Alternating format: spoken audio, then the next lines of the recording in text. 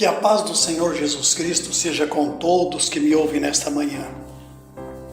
Desejo o melhor de Deus para o vosso coração. Meus queridos, eu quero tocar num assunto hoje que tem realmente afetado muitas pessoas. A igreja tem sido prejudicada em parte por esse tipo de coisa. Que o tema é discórdia. Para isto, nós temos como base 1 Tessalonicenses, capítulo 1, versículo 2, onde o apóstolo Paulo registra dizendo: damos sempre graças a Deus por todos vós.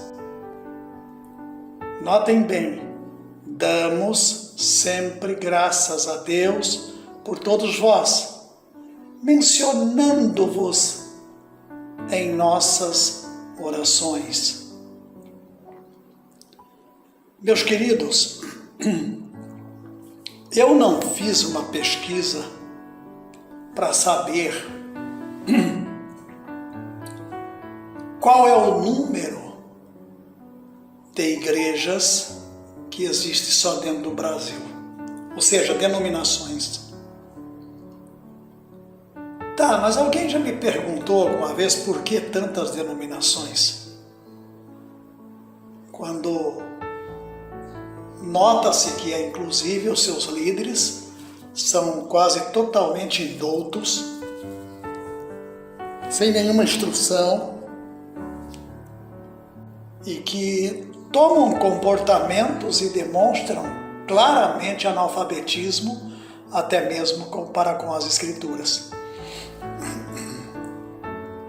É realmente alguma coisa desagradável, porque é como diz a Bíblia, é cego guiando cego. E quando dois cegos andam juntos, um tentando guiar o outro, ambos cairão em algum buraco, ambos tropeçarão e poderão cair, enfim, poderão realmente sofrer algum acidente, porque não é possível. Então, diante dessas circunstâncias, nós perguntamos, ou como alguns perguntas, têm perguntado o porquê de tantas a igreja, são denominações, que com um nome também totalmente estranho. Quando a gente normalmente pega a estrada e passa por dentro de algumas cidades, você vai observando igrejas que têm nomes absurdos, sem sentido, sem lógica nenhuma, né? E assim por diante. Mas não é o caso. Vamos pensar. O apóstolo Paulo chega à igreja e começa a observar a igreja. E ele começa o texto aqui, Tessalonicenses, capítulo 1, versículo 2, ele dizendo assim: damos sempre graças a Deus por todos vós. E ele prossegue mencionando-vos em nossas orações. Bem, o que ele quis dizer com isso? O apóstolo Paulo tinha tido uma experiência pesada com os grupos de irmãos da sua época. Muita confusão, muita briga, muita desordem. E para organizá-los, sempre deu muito trabalho. Meus irmãos, nós olhamos hoje, o que acontece? A igreja perdeu o seu foco nas Escrituras. E agora cada um quer entender segundo o seu parecer. Hoje, parece que as pessoas se tornaram mais expert do que os próprios pais da igreja, chamados pelo Senhor, aqueles que o Senhor separou para instruir. Parece que eles são analfabetos e os sábios só estão aqui hoje, aqueles que mal conseguem se expressar. Então é uma discórdia enorme entre pessoas. Eu não concordo com essa teoria, eu não concordo com aquela teoria, eu não concordo com isso, eu não concordo com aquilo. E desde o momento que nós queremos colocar as nossas ideias para funcionar, a igreja se tornou, na verdade, um antro de mentiras e enganos. Olha como que a igreja está. Um toma ceia uma vez por mês. O outro toma ceia uma vez por ano. Outro não se julga digno, nunca toma. Mas a ceia em si não tem virtude nem poder algum, é simplesmente um costume da igreja. Ela não tem santidade, ela não é santa, ela não tem nenhuma virtude. Mas agora para ser batizado tem que estar bem preparado para participar da comunhão. Muito bem. Aí passa meses e meses e meses e as pessoas avaliam e dizem que eles estão prontos. Mas mesmo antes de estarem prontos já está havendo confusão. Já está havendo diferença, já estão se achando santos demais para se sujeitarem ao ensino de uma outra pessoa. Então começa a grande confusão. Daqui a pouquinho nasce lá um pedacinho de outra denominação. E ali começa, com falta de instrução, um bando de heresias. Entram para o batismo, um mês depois já estão fora da igreja. E já são líderes daquela outra igreja, muitas vezes. E começam ali porque Deus mostrou os erros daquela outra.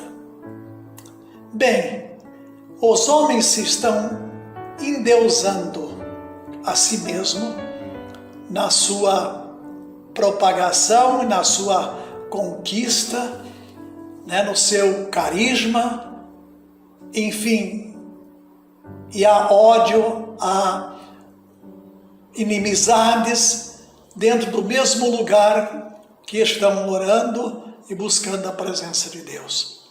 Eu não suporto fulano, eu não tolero Beltrano. Olha, a Bíblia diz uma coisa interessante. Se você não ama os irmãos que você está vendo aí dentro da sua reunião cristã com os irmãos dentro da sua igreja, como que você vai amar a Deus? A opinião de Deus em relação a você é totalmente diferente daquilo que você gostaria que ele tivesse. Como é que vai fazer agora?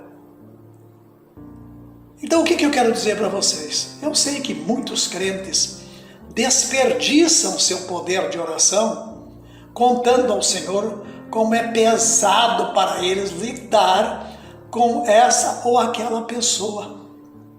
E acabam enumerando todos os males diante do Senhor.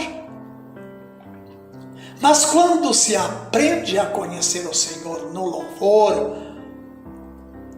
surge a gratidão por todos os irmãos. Paulo escreve aos Filipenses: dou graças ao meu Deus por tudo que recordo de vós. Peraí, dou graças a meu Deus por tudo que eu recordo de vocês, as coisas ruins, as coisas boas. Você tem uma parte de Deus em você que pode ser mudada. Essa é a graça de Deus. Então o que acontece? Eu preciso apenas dar graças ao meu Deus por tudo, por tudo. Eu não tenho que me limitar a nada, porque somos diferentes uns dos outros. O que temos que ter é respeito uns pelos outros e juntos orarmos a Deus para que possamos entender e andarmos num só pensamento. Andar num só pensamento, com um só objetivo.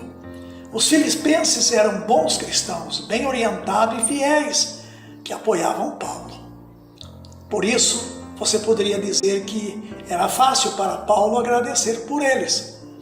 O segundo princípio, na verdade, se você for bom para mim, eu serei bom para você. Mas Paulo também agradeceu aos irmãos difíceis e indesejáveis. Temos disso? Temos. Vai ter, onde tiver aí mais um grupo de pessoas, vai ter pessoas totalmente diferentes e pessoas indesejáveis. Vemos isso na primeira carta aos Coríntios. Os coríntios haviam crescido um pouco na sua vida de fé. Paulo teve muito trabalho com eles e teve de admoestá-los seriamente. Mas ele começou a dar graças pelos coríntios. Porém, o que havia na vida dos coríntios que merecia agradecimento diante do Senhor? Pois havia muita contenda, disputa, inveja, difamação na igreja de Coríntios, e a mesma até havia atacado a Paulo. Tentaram, fizeram de tudo, acusaram, caluniaram.